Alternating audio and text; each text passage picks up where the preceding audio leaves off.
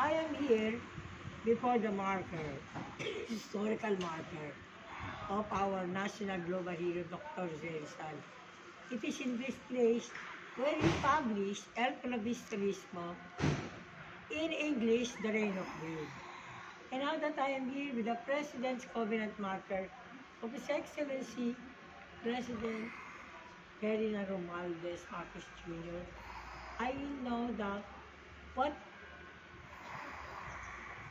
my destiny here is to continue what he has written, El Provincialismo.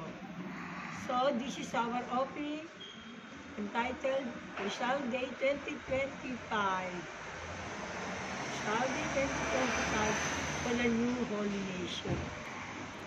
Grateful to my holy family, Jojo, Nanita, Joy, and Jane Lopez. They were the instruments of divine grace, divine providence, divine will. So I can come here. So my Europe 2025 pilgrimage of hope and grace will be realized. Saint Teresa of Tectile, Jesus called me. And I'm going to leave this to my holy family, Jojo, Nanita, and Joy and Jane. And this is my phototext publication entitled A Spiritual History of the University of the Philippines for the World. Earlier I showed the covenant, and this is the covenant monument.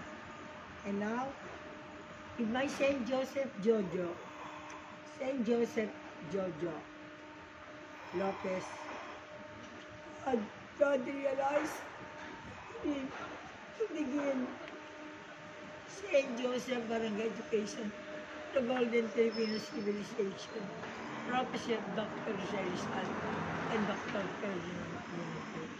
Rejoice, Filipinos! What the sacrifices for national global hero. Here we will be able to continue, and so they will all be happy.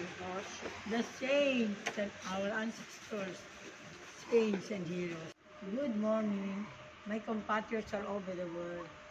Today is December 11, 2025, and I am granted the grace and the blessings to be here, accompanied by my Saint Joseph, my holy family here in Brussels, Belgium. I bring Pope Interfaith Saint Pope John Paul II because from the Philippines, just got the statue I was able to bring to France and now in Belgium, so that the graces for the Philippines will be experienced.